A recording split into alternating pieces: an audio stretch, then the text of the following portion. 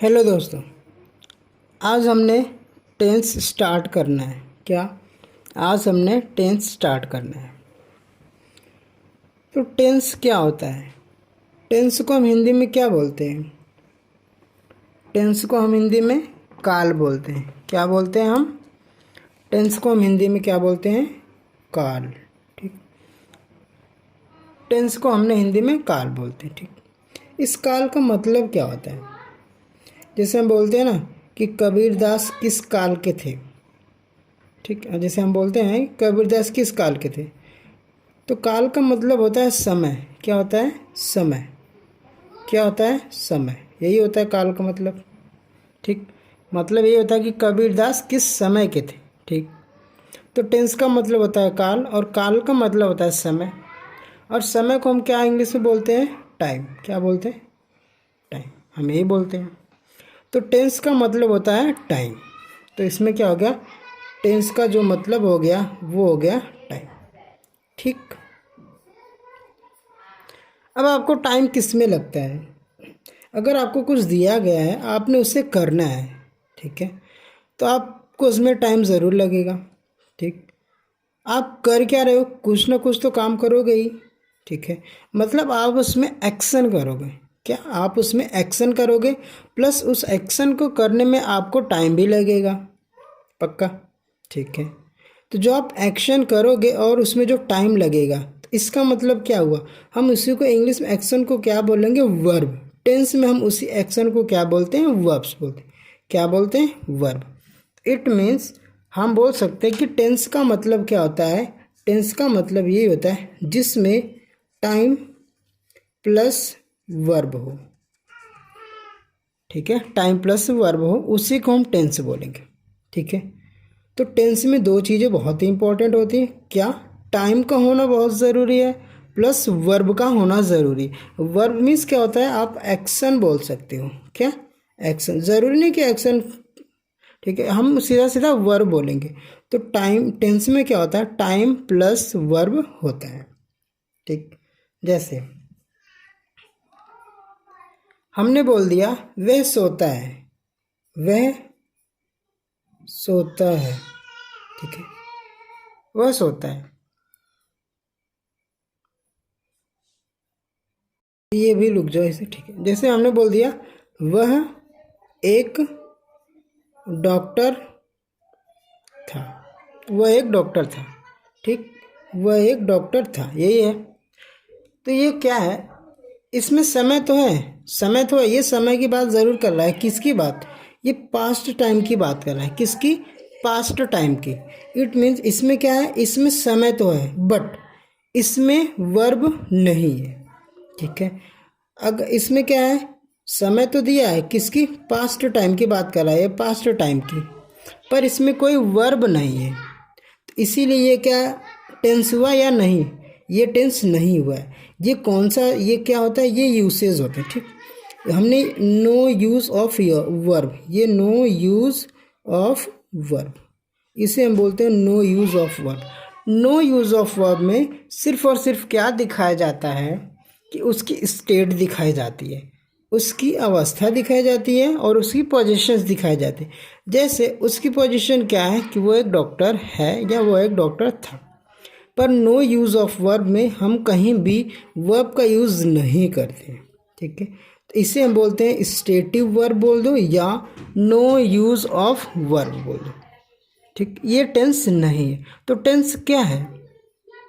Tense time plus verb जिसमें होता है वही होता है टेंस। ठीक, अब हम बात करेंगे टेंस के कितने टाइप्स होते हैं।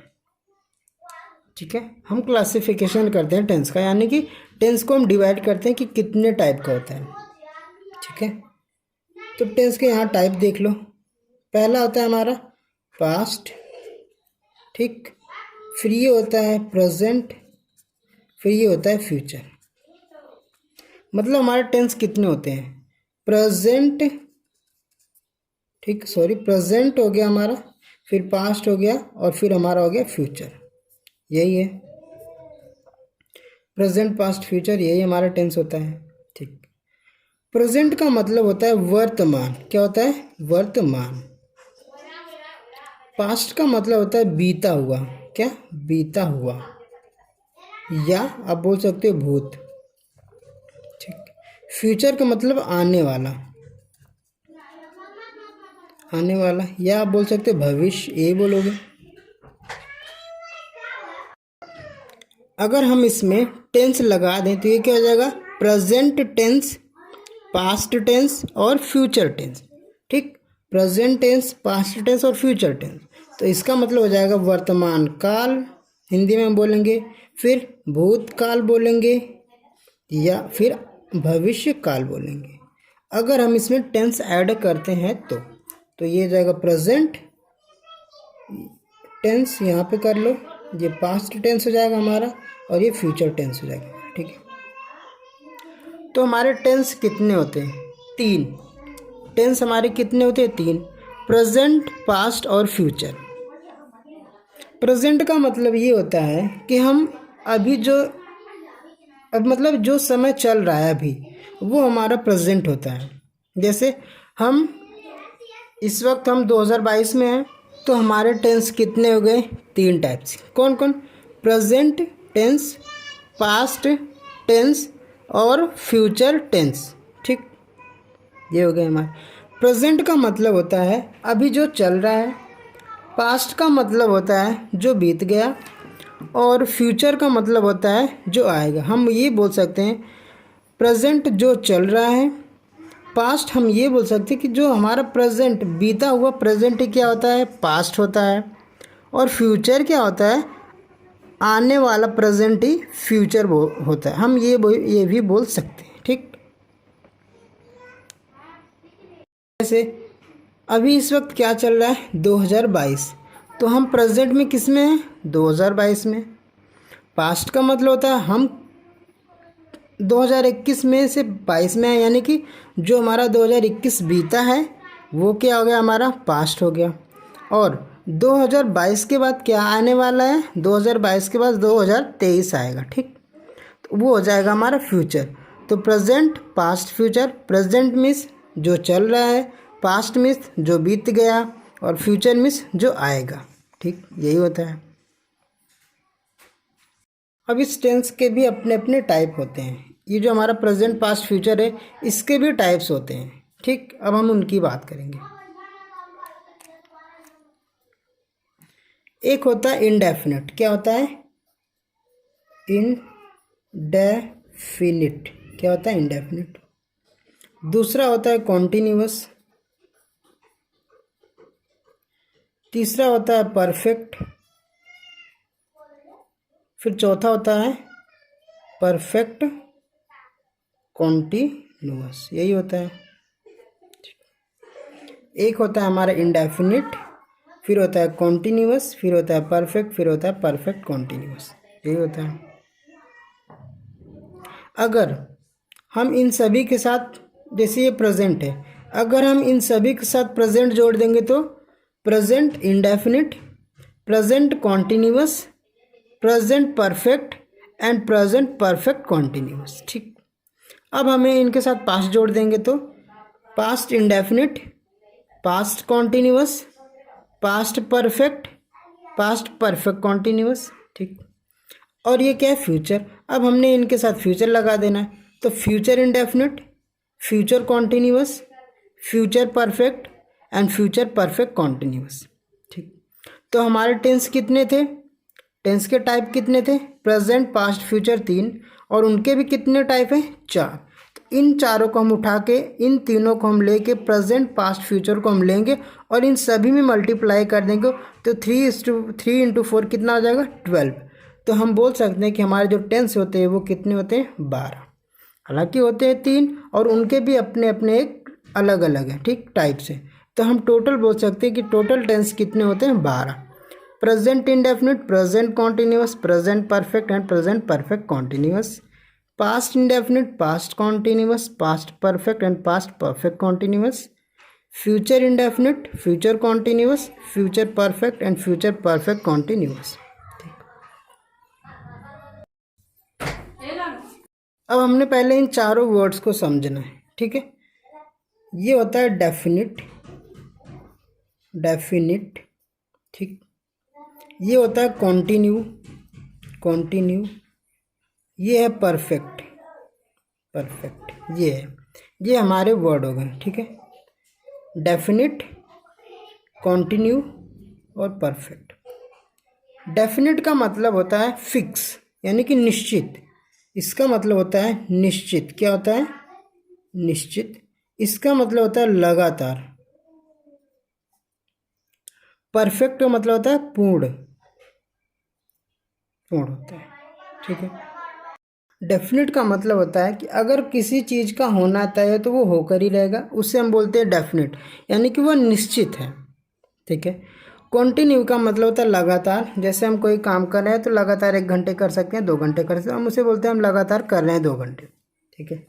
परफेक्ट का मतलब होता है पूर्ण। हमें कोई काम दिया गया है, 2 घंटे के अंदर करना है, हमने उसे 2 घंटे के अंदर कर लिया, तो हम उसे बोलेंगे परफेक्ट, मतलब हमने अपना काम पूर्ण रूप से कर लिया है, यानी कि हमने अपना काम परफेक्टली खत्म कर लिया, ठीक।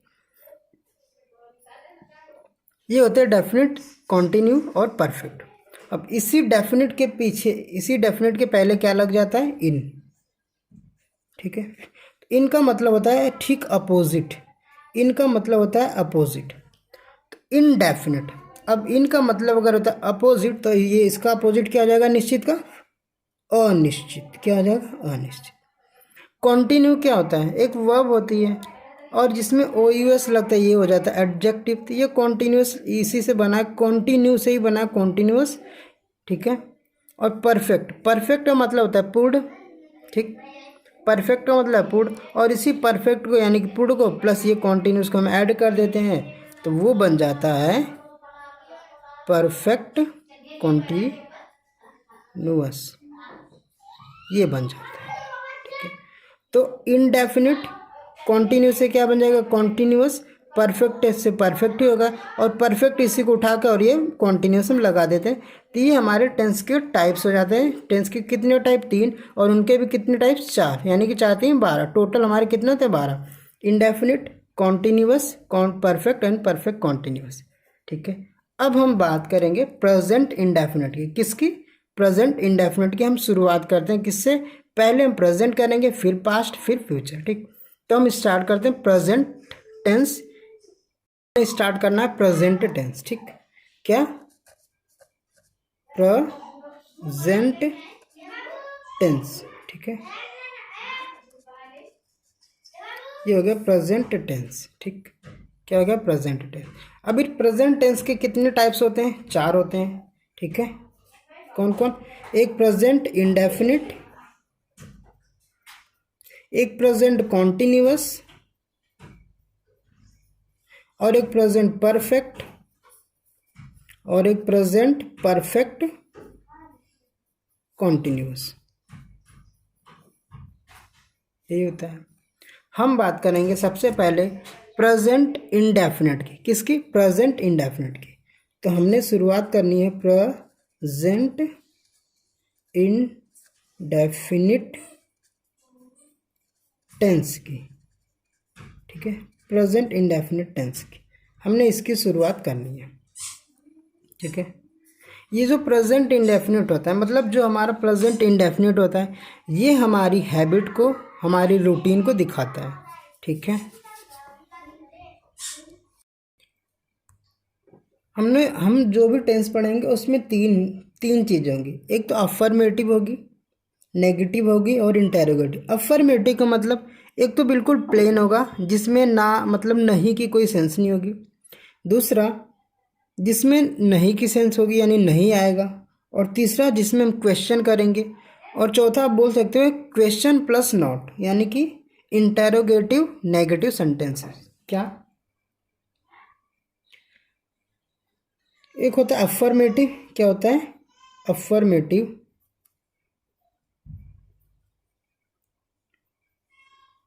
अफर्मेटिव, ठीक। एक होता है निगेटिव, और एक होता है इंटेरोगेटिव सेंटेंस।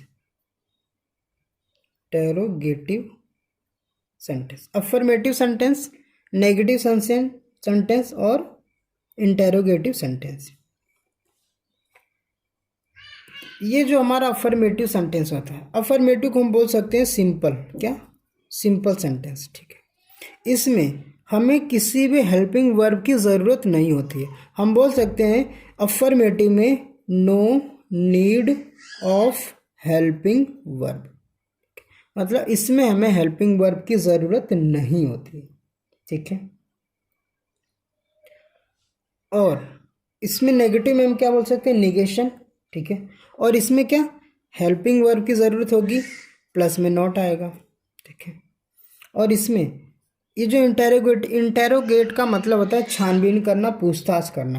तो इसका मतलब अगर हम आपसे कोई भी चीज़ पूछते हैं तो आप या तो हाँ में जवाब दोगे या तो ना में जवाब दोगे, यही दोगे। तो इसका मतलब होता है यस या नो क्वेश्चन, यही होता है, ठीक, यस या नो क्वेश्चन। और इसमें भी हमें हेल्पिंग वर्ब की नीड होगी, मतलब सिर्फ सिंपल सेंटेंस बोलो या अफर्मेटिव सेंटेंस बोलो, उसमें हमें किसी भी हेल्पिंग वर्ब की ज़रूरत नहीं होती है, ठीक है। तो हम सबसे पहले पढ़ेंगे प्रेजेंट इंडेफिनिट टेंस का सिंपल प्रेजेंट इंडेफिनिट टेंस, यानी कि हम बोल सकते हैं अफर्मेटिव प्रेजेंट इंडेफिनिट टेंस। वह सोता है, क्या, वह सोता है, यही है, वह सोता है। ये तो है, ये तो प्रेजेंट इंडेफिनिट टेंस है। क्यों, क्योंकि वो सोता तो है लेकिन हमें ये नहीं पता कि वो कब सोता है, पक्का। जैसे हमने बोल दिया वह सेब खाता है, तो हमें ये नहीं पता कि वो सेब कब खाता है, बट वो खाता है, बट वो सोता है, तो वो उसकी हैबिट होती है, ठीक है। तो सिंपल प्रेजेंट मतलब प्रेजेंट इंडेफिनिट क्या करता है, सिंपल प्रेजेंट इंडेफिनिट ये बोलता है उसकी हैबिट को शो करता है, ठीक है। जैसे वह सोता है, हाँ वो सोता है लेकिन कब सोता है ये नहीं पता। अगर हमें ये भी पता चल जाए कि वो कब सोता है, तब वो इनडेफिनिट ना होके बल्कि वो डेफिनिट बन जाएगा, ठीक है। अगर वो डेफिनिट होगा तो टेंस ही पलट जाएगा, इसीलिए हमने इसका नाम प्रेजेंट इंडेफिनिट टेंस रखा है। इनडेफिनिट का मतलब होता है अनिश्चित, मतलब निश्चित नहीं है, ठीक है। तो वो सोता तो है लेकिन कब सोता है ये हमें पता नहीं है। अगर उसमें टाइम दे दे, फिक्स कर दे कि वो 9 बजे ही सोता है, तब तो वो डेफिनिट हो जाएगा, इसीलिए हम इसे बोलते हैं प्रेजेंट इंडेफिनिट टेंस, ठीक है। अब हम बात करते हैं प्रेजेंट इंडेफिनिट टेंस की, ठीक है। यहाँ पे पहली बात, जितने भी हमारे वर्ब्स होती हैं, हमारी जितनी भी वर्ब्स होती हैं वो क्या होती है, वो सब प्लूरल फॉर्म में होती है। जितनी भी हमारी वर्ब होती हैं वो सब क्या होती हैं, प्लूरल फॉर्म में होती है, ठीक। उसे हम सिंगुलर बनाने के लिए एस या ई एस का यूज़ करते हैं, ठीक है। तो पहले हम बात करेंगे सिंगुलर सब्जेक्ट किसकी, हम बात करेंगे सब्जेक्ट की, सब्जेक्ट, ठीक है। इस सब्जेक्ट में हम किसकी बात करेंगे, सिंगुलर सब्जेक्ट। सिंगुलर सब्जेक्ट में क्या आता है, सिंगल, सिंगल का मतलब होता है अकेला, ठीक है। सिंगल का मतलब क्या होता है, अकेला, इसी सिंगल से ही बना है सिंगुलर, ठीक है। तो सिंगल का मतलब अकेला होता है, तो सिंगल से ही बना है सिंगुलर सब्जेक्ट, ठीक है। तो इसमें क्या आता है, ही, ये जो ही होता है, ही हम किसी एक पर्सन के लिए दिखाते हैं, अगर वो मेल है तो, मतलब मेल आदमी है तो उसे हम ही से डिनोट करेंगे, वो भी अकेला ही होगा, ठीक।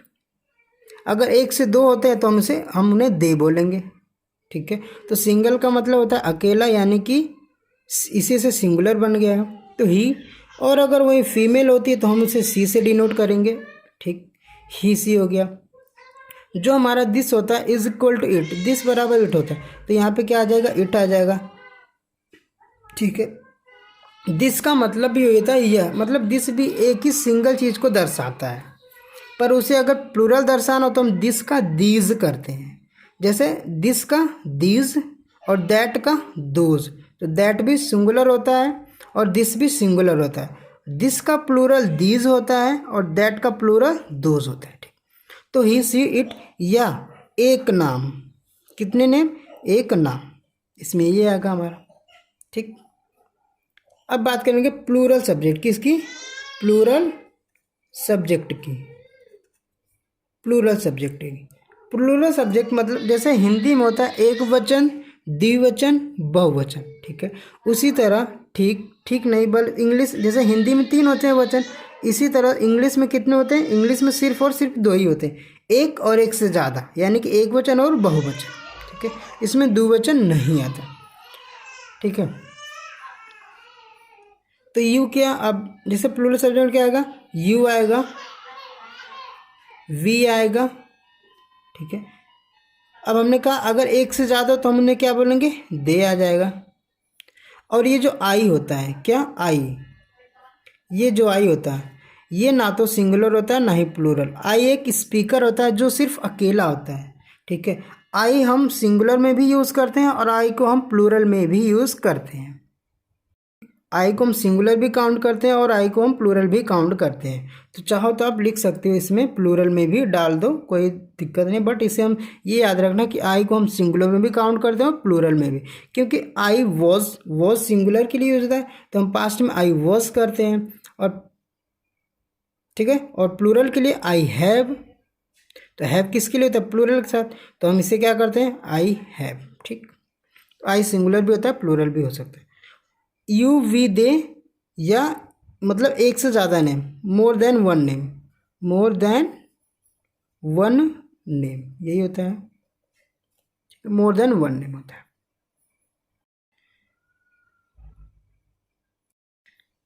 अगर हमें किसी से काम करवाना होता है, ठीक है, तो हम उसकी एफिशिएंसी, उसकी क्षमता ही देख के करते काम कराते हैं उससे, उसकी एबिलिटी देख के ही तो काम कराते हैं ना। ठीक उसी प्रकार अगर हमारा सब्जेक्ट सिंगुलर है, अगर हमारा सब्जेक्ट सिंगुलर है, यानी कि हम बोलेंगे सिंगुलर सब्जेक्ट और ये प्लूरल सब्जेक्ट,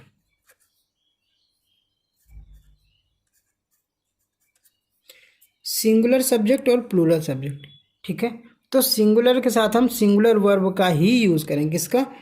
एस एल बोले तो सिंगुलर वर्ब। ठीक, सिंगुलर के साथ हम सिंगुलर वर्ब का यूज़ करेंगे और प्लूरल के साथ हम प्लूरल वर्ब का यूज़ करेंगे। ठीक है, हमने अभी बोला था कि जितनी भी हमारी वर्ब होती हैं वो सारी क्या होती हैं? प्लूरल फॉर्म में होती हैं। उन्हें हमने एस या ई एस लगा के सिंगुलर बनाना पड़ता है। हम यहाँ पे एक बोल सकते हैं कि वर्ब को सिंगुलर, या वर्ब को सिंगुलर बनाने के लिए, वर्ब को सिंगुलर बनाने के लिए हम एस या ई एस का यूज़ करते हैं। ठीक, लेकिन वहीं नाउन को प्लूरल बनाने के लिए हम एस या एस का यूज़ करते हैं। ठीक, तो अगर हमें वर्ब को सिंगुलर बनानी तो हम एस या यूज़ करेंगे, एस या ई एस का, लेकिन नाउन को प्लूरल बनाने के लिए हम एस का यूज़ करते हैं। याद रखना है, वर्ब को सिंगुलर बनाने के लिए हम एस या ई एस का यूज़ करते हैं और वहीं हम नाउन को प्लूरल बनाने के लिए एस का यूज़ करते हैं। सारी वर्ब अपने आप में प्लूरल होती ही है। ठीक है,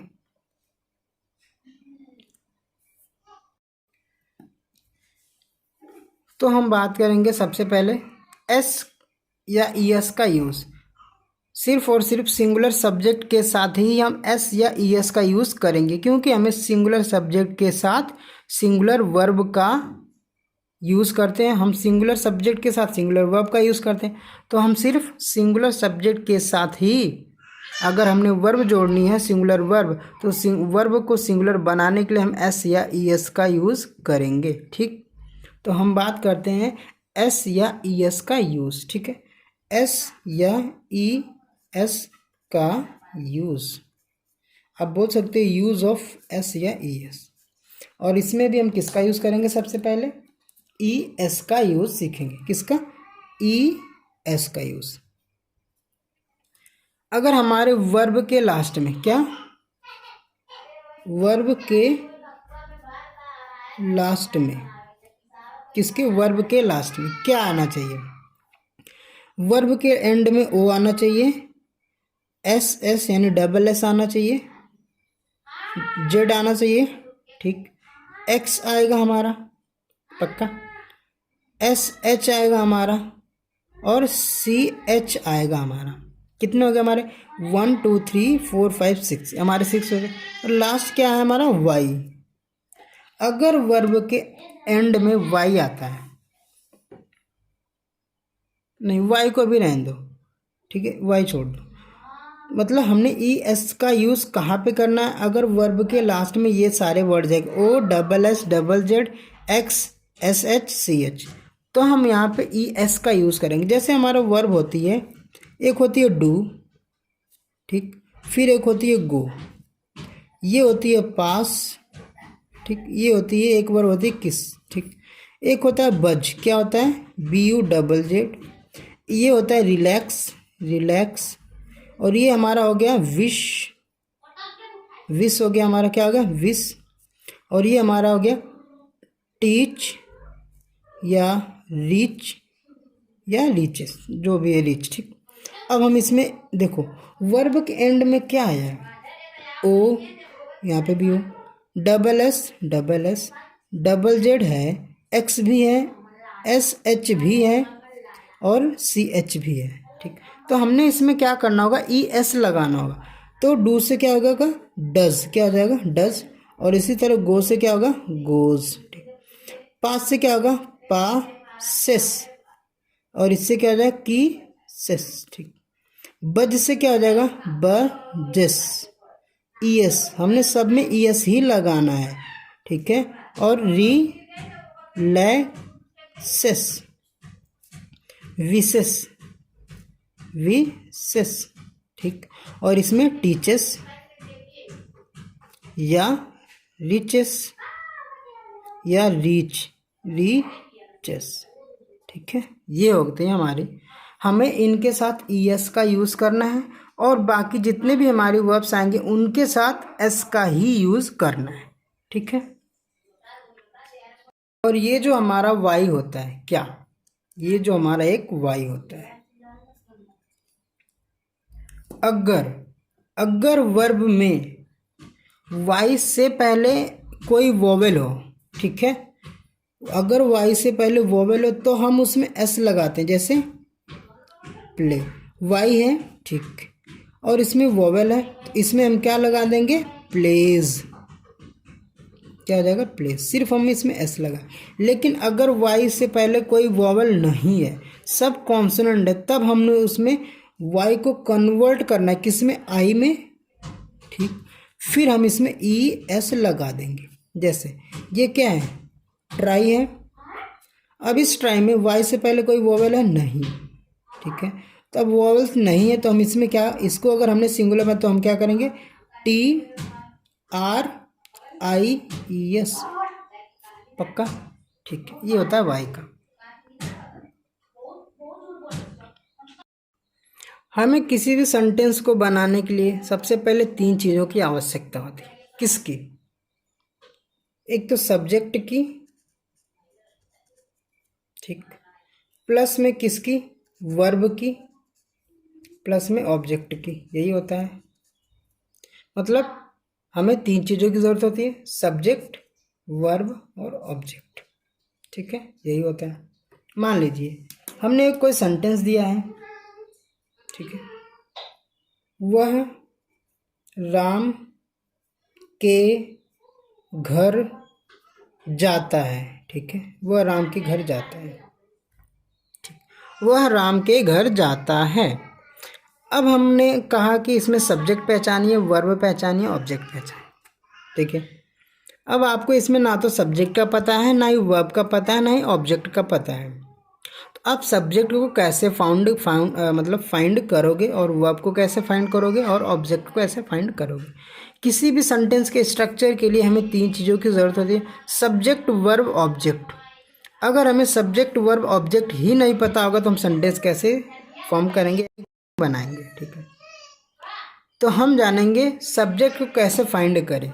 तो हम यहाँ पे देखेंगे how to find, how to find a subject, how to find a subject, हम इसकी बात करेंगे, ठीक है।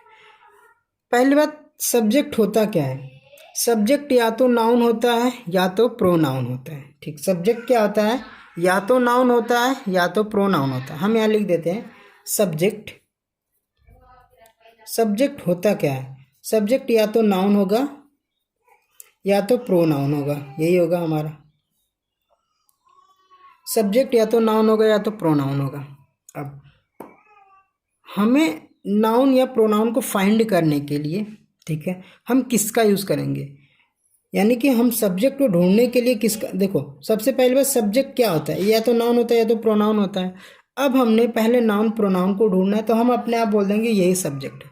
इनको ढूंढने के लिए कितने वर्ड्स होते हैं, 3 वर्ड्स होते हैं, हु, व्हाट या होम। क्या होता है, होम, यही होता है। हु का मतलब होता है कौन, व्हाट का मतलब होता है क्या, होम का मतलब होता है किसको, किसकी, जो भी हो, ठीक है, या किसके, ठीक है, किसके। अब हमने मान लिया कि हमें, जैसे वह राम के घर जाता है, हमें इसमें सब्जेक्ट का पता ही नहीं है, या हमें वर्ब का पता नहीं है, और हमें ऑब्जेक्ट का पता नहीं है, ठीक है। तो हम क्या करेंगे, सबसे पहला हम हु को उठाएंगे। जैसे वह राम के घर जाता है, तो हम इसे कन्वर्ट करेंगे, ठीक है, हम इसे लिखेंगे। अब हमें सब्जेक्ट का पता नहीं है, हु का मतलब कौन, वर्ड का मतलब क्या, और होम का मतलब किसको या किसकी, ठीक है। अब हम यहाँ पे बात करेंगे कौन, क्वेश्चन पूछेंगे, कौन राम के घर जाता है, क्वेश्चन, ठीक है। दूसरा, कौन किसके घर जाता है। तीसरा, कौन क्या करता है।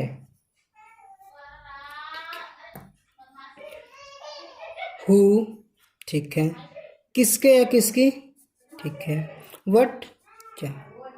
ज़्यादातर ये सब्जेक्ट के लिए यूज़ होता है, और ये ज़्यादातर वर्ब के लिए हम यूज़ करते हैं, पर नाउन के लिए भी यूज़ करते हैं कभी कभी, मतलब मोस्टली वर्ब के लिए यूज़ होता है। और होम जो होता है ये ऑब्जेक्ट के लिए होता है, ठीक है। कौन किसके घर जाता है, यानी कि कौन राम के घर जाता है।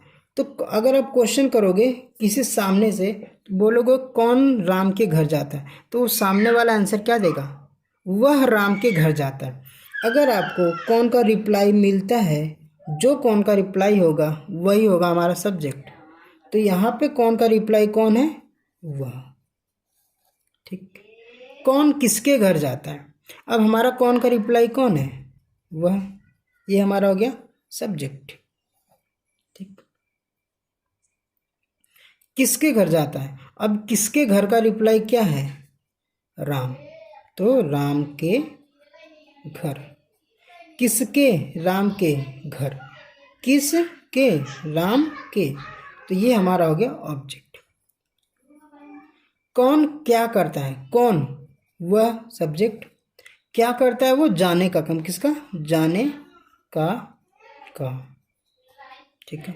अब कहीं से कहीं अगर वो जाएगा तो उसे टाइम तो लगेगा, और वो क्या कर क्या रहा है, जाने का काम, यानी कि ये वर्ब हो गया, ठीक है। तो इसमें क्या हुआ, वह राम के घर जाता है, यही है।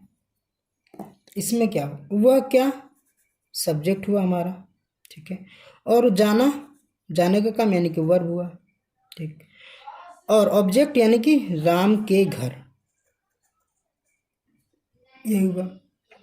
अब किसी सेंटेंस को हमें फॉर्म करने के लिए, उसे बनाने के लिए किसकी ज़रूरत होती है, पहले सब्जेक्ट आता है, फिर वर्ब आता है, फिर ऑब्जेक्ट आता है, यही आता है, हाँ, ठीक है। तो हम क्या करेंगे, अब इसे बनाएंगे, तो क्या हो जाएगा, सब्जेक्ट सब्जेक्ट ही, ठीक है। अब वर्ब आएगा गो, अब ओ है तो लास्ट में क्या लगेगा, ई एस, गोस, कहाँ, टू राम्स हाउस, ठीक है। ये जो पोस्ट ऑफिस है वो नाउन में पढ़ेंगे हम, ठीक है। ये हो गया, he goes to Ram's house.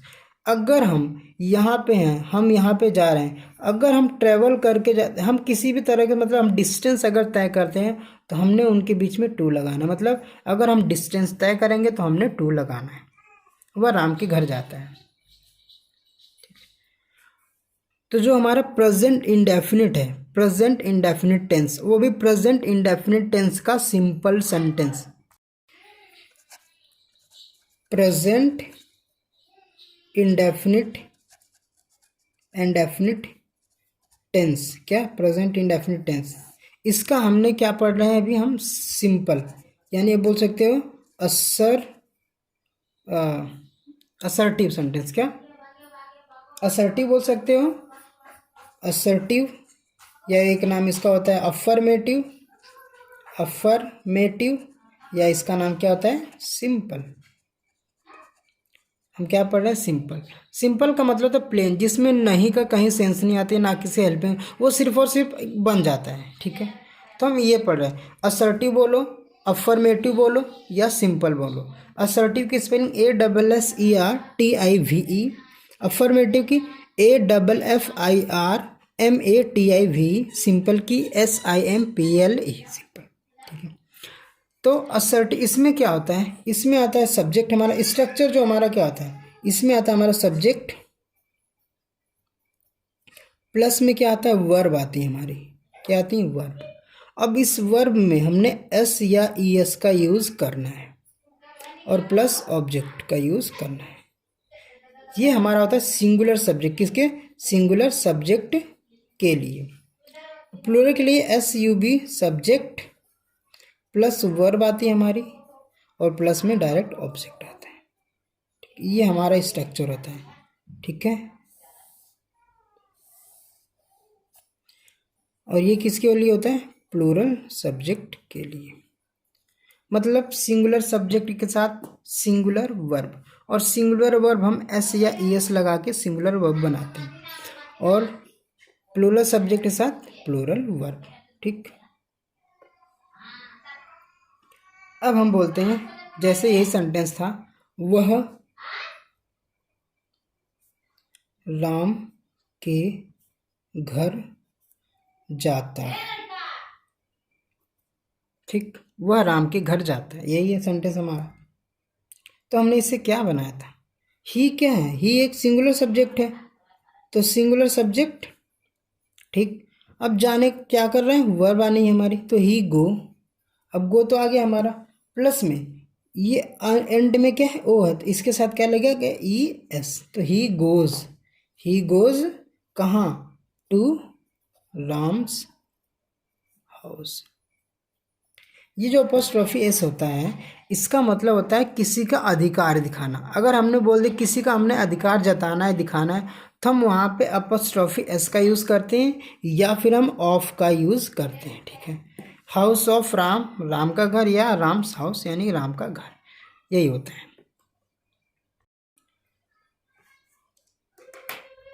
जैसे एक सेंटेंस है, उसे चाय पीना पसंद है,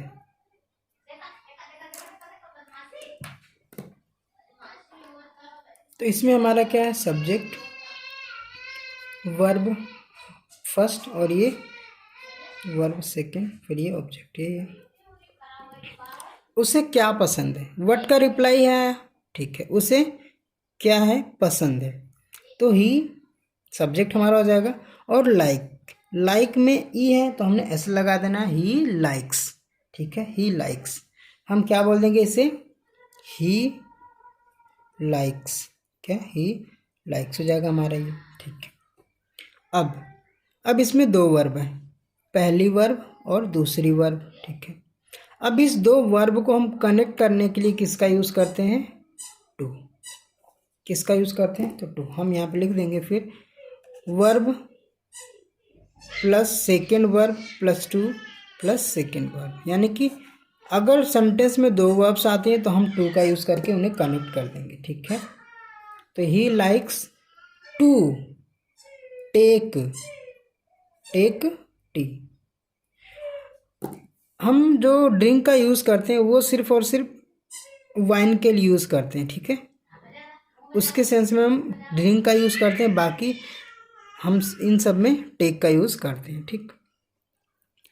तो ये है हमारा प्रेजेंट इंडेफिनिट टेंस का असर्टिव, अफर्मेटिव या सिंपल बोल सकते हो आप, ठीक है, जिसमें हम नेगेटिव की बात हमने नहीं की है। ये जो बी होता है, बी, ठीक है, इसके कई सारे फॉर्म होते हैं, ठीक। प्रेजेंट में हम किसका यूज़ करते हैं? इज़, आर और एम का यूज़ करते हैं, ये प्रेजेंट होता है, ठीक है। और पास्ट में क्या होता है? वॉज और वर होता है, यही होता है। और इसकी थर्ड फॉर्म क्या होती है? मतलब ये फर्स्ट फॉर्म, ये सेकंड फॉर्म और ये थर्ड फॉर्म, इसकी थर्ड फॉर्म क्या होती है? बीन, ठीक है। अब हम बात करेंगे कुछ वर्ड्स की। ये बी है, ठीक है, ये हैव है, और ये क्या है? डू है, यही है। ये जो बी है, हैव है, डू है, ये हेल्पिंग वर्ब के रूप में भी यूज़ होती है और मेन वर्ब के रूप में भी यूज़ होती है, ठीक है। उसके पास पेन है तो हम क्या बोलेंगे? He has pen. या मेरे पास एक कलम तो आई हैव अ पेन, ठीक है।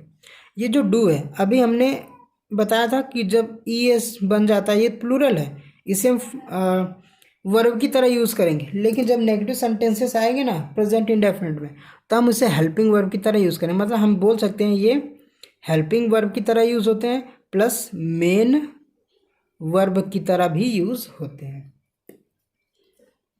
तो बी है ये, बी की first form is, are, am. Be की सेकेंड फॉर्म वॉज और वर। बी की थर्ड फॉर्म बीन, यही होती है।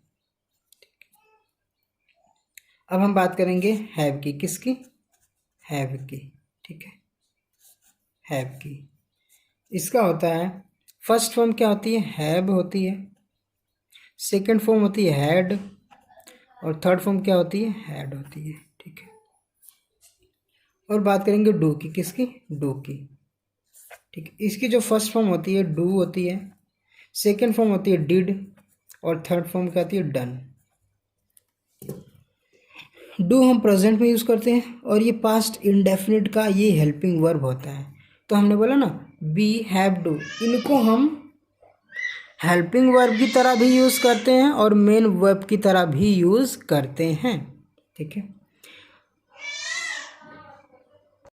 तो ये था हमारा सिर्फ सिंपल प्रेजेंट इंडेफिनिट टेंस, ठीक है, या अफर्मेटिव टेंस या असर्टिव सेंटेंस बोल सकते हैं।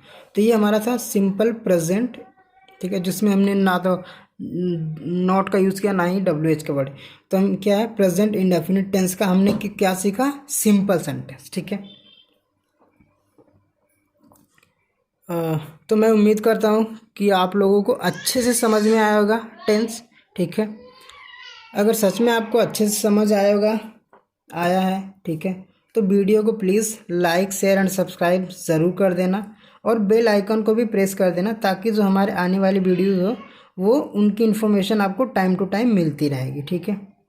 तो प्लीज़ इसे लाइक, शेयर एंड सब्सक्राइब ज़रूर करना। तो चलिए मिलते हैं अगली वीडियो में, तब तक के लिए धन्यवाद। पढ़ते रहिए और आगे बढ़ते रहिए। Thank you.